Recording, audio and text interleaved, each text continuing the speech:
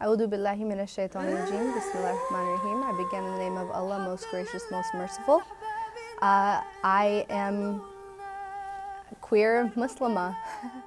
The fact that I am Muslim is no secret to anyone who sees me on the street or in the halls of Congress. I understand that sometimes people are surprised that I speak at all, or that I speak without an accent, or that I speak publicly. And that's where I find it to be an opportunity to dispel stereotypes by simply doing what I love doing. I grew up in a Muslim community, majority of Jordan being Muslim. A lot of my friends were Muslim. We grew up in a school that taught both Christianity and Muslim religion. So I grew up in that community. I moved to the US and came out of the closet as gay, and I do identify as a gay man. Because there's the assumption that if you're Arab, you're Muslim. If you're Muslim, you can't be gay. And you can't live that freedom, and then you can't explore that life. But I'm not Muslim. I am Arab. But just because I don't identify as Muslim or I don't practice Muslim religion, there's usually that kind of connection that goes on there, and it's inevitable that you have to deal with it. It's interesting having an ethnicity that's not exactly defined, but at the same time knowing that you're Arab, and there's all these different ridiculous stereotypes that are placed on being Arabic. Like, I'm suddenly a terrorist, I'm suddenly like a part of a terrorist group. And so for the most part, I end up just like playing it off and joking and saying, well, yeah, that's because I'm the bomb. I do want to update you on the breaking news out of Orlando, the terror attack on a gay nightclub. Right now, at least 20 are dead, maybe more. The shooter also dead. Police say that he was well prepared, he was organized. They do not believe that he was from the area. More than 40 have been taken to a local hospital. Okay. Can you tell us where you were when you found out about the Orlando shooting? Yes, I was in Chicago. Okay. I was on a business trip, and I woke up on Sunday morning to the news at 6 a.m. And was in shock. I believe I was watching television. I was watching MSNBC. What was your initial reaction? Disbelief. Kind of here it comes again, another mass shooting in this country.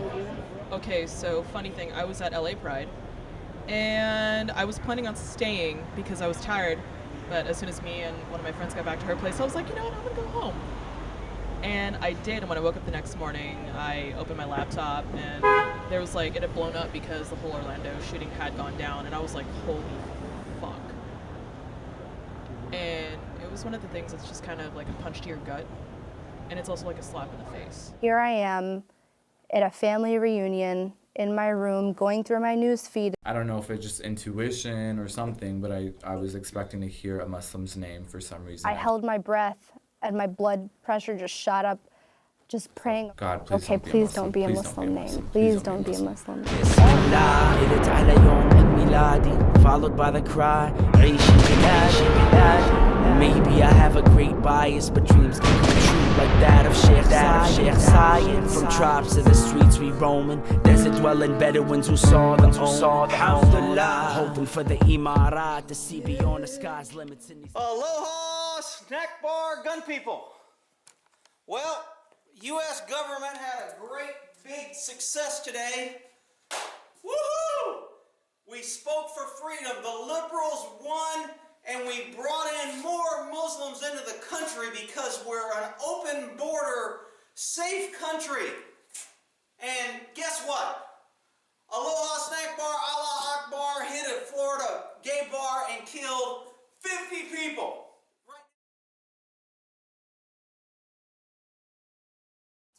I found out that Jason was one of the victims on the Monday following the incident. I was kind of numbed initially just because I couldn't really wrap my mind around the fact that this kid who I've known since he was running around in elementary school is no longer here. What was your reaction when you found out that the shooter was a Muslim? That really didn't faze me.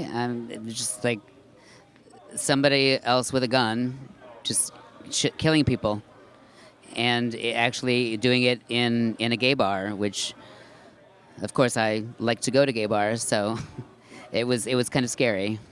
anytime there's any kind of massive shooting in America, I instantly think it's an extremist Christian white guy, like, white supremacist, like, what was it, like the Oklahoma bombing, like I assume like Unabomber style, that's what I first assume.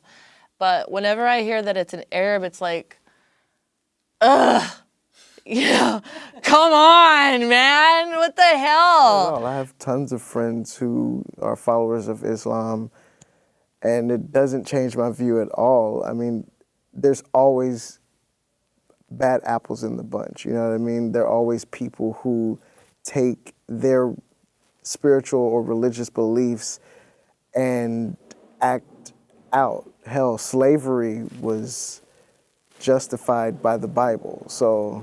In San Francisco, I would probably say not at all. I mean, again, there's that diversity piece that out here, I don't think people bat an eye when, there's interracial or interethnic relationships. I imagine if we were back in Ohio, there would probably be some raised eyebrows. And I would say less to do with the fact it was being in a relationship with a man, but being in a relationship with somebody who could be misconstrued as being Muslim. Because I think that's where most of the hatred in this country is being focused on right now, which is pretty terrifying. So, do you think if they knew that he was Arab but not Muslim, would that make it better?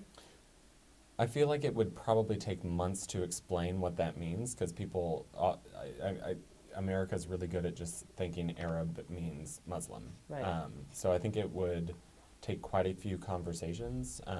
I know that if it came if like he was able to explain that he was Christian, I'm sure so many people would be a little more comfortable. We had to struggle with some difficult questions in the hours that followed. Should we organize public statements to condemn these attacks? Our record of condemnation of violence is clear, it's long-standing, it's undisputed, but there is at times, necessity, an expectation that Muslims will continue to condemn these attacks when they happen if they are perpetrated by other Muslims. We sometimes worry that this is a unique burden borne by minority communities. Considering what they've supposedly found about him, or whatever research they had dug up about him, it's very possible he could have been a closeted gay man, but that by no means, like him being closeted or him being Muslim, I don't think that had much to do with what he did. I mean, what do you think caused this to happen? What do you think is at the root of this? Toxic masculinity. This specific case, why do you think Omar Mateen did what he did? I think because he was gay, truthfully. He saw a guy kissing another guy, and that lit a fire inside of him. It did something to him. And he had been married twice. He was trying to go down the right path. And eventually he burst. He burst. And I can say from personal experience, when you're going through that struggle inside of, okay, my faith is a really big deal to me, but I also have really strong feelings for the same sex. I have really strong homosexual feelings as well. It's really tough. You're having this horrible conflict inside, the clash of the two most important things to me, my religion, and as a gay woman, those two things are the most important to me. And when I started doing research on, okay, how do I fix myself? I would look stuff up online. I'd go talk to an imam. I went to multiple therapists trying to find a way to fix myself. And clearly there's no way to fix yourself because you're not broken. And I finally accepted that. One of the things that really touched me at this vigil was that they read out loud the names of all of the victims of the Orlando shooting. Not a particularly unique activity for a vigil. This happens at all types of vigils. But the last name they read on their list was that of the shooter himself. They included him among the victims. I don't have any connection to the shooter. I don't know the shooter. But I do know that many in the Muslim community struggled with the question of whether or not he's even Muslim. Does he get his burial rights? How do we condemn his actions without losing our humanity? Sometimes I just feel like I'm like a crazy person myself because of how the media has portrayed us. It's almost like the media will convince you that you are like whatever, a terrorist, or you are like a bad person. And Donald Trump's not the answer, so we're just going to go down that road.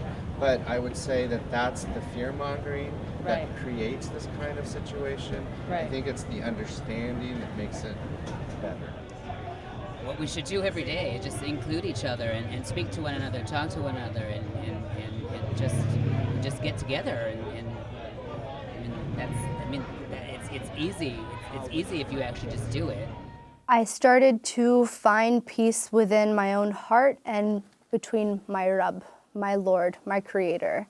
I couldn't find that anywhere. There's a saying in Urdu, "Hum kahin ki bhi nahi rahe," which means I belong nowhere. I face discrimination in the mosque anytime I speak up a little bit about homosexuals. In the LGBT community, I face Islamophobia. At work, I go to get a patient from the waiting area. As soon as I walk in, everybody's eyes are on me. Oh, who's this woman in that scarf? They scan me from head to toe, like, does she speak English? She can be able to understand the patient? All these questions going through their head, which sometimes they actually have the guts to spit out, like, no, where are you really from? You know? So I face this everywhere I go, but the thing that gives me comfort, the thing that helps me find that balance, the thing that helps me center myself is my connection with God. And I turn to Him 5 times a day, pausing all my matters, all my affairs, and taking a moment to breathe, reflect, and seek guidance from Him, because I know ultimately that He knows that I'm trying my best. Have to have a ban on people coming in from Syria, coming in from different parts of the world with this philosophy that is so hateful and so horrible. But sir, let me interrupt you on that one right there. How would the ban have made a difference here? This man was a United States citizen. He was born in New York. He lived in Florida. No, that's right. But we have many people coming in whose hate is equal to his. And Bismillah, send shivers when you hear it. Regardless of the hardship, we'll never ever fear it. Alhamdulillah, for your perseverance got me feeling blocked up like Egypt's border clearance. Bismillah, may God bless you dead and gone. We say we undefeated when they say we headstrong. Alhamdulillah, for the will to believe in life. If you struggle, God loves you, man, relieve the strife. Bismillah, please read Surat Yasin. For the purest always fall for the furious I've seen. Alhamdulillah, to be grateful for your place, you never know what fate will bring you from the hate. Bismillah, for the soul's anguish, love, and the moments our brothers get snuffed out by slugs. Alhamdulillah, we see through the politics when the missile is issued to kill and follow our kids.